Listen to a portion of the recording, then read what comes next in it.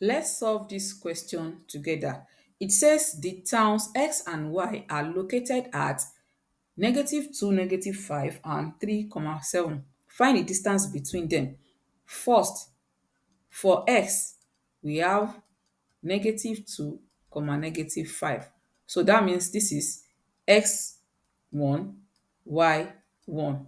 And then for y, we have 3, 7. That means this is x2 and this is y2.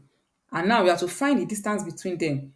What is the distance between 2 points? The distance between 2 points is the square root of x2 minus x1 square plus y2 minus y1 squared.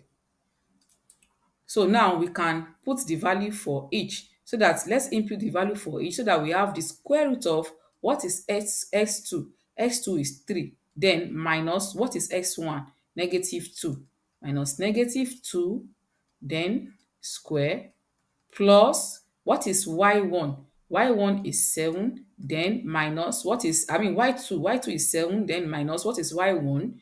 -5 square. So now this will give the square root of 3, 3, 3 plus 2. This will become plus. So 3 plus 2, that's 5.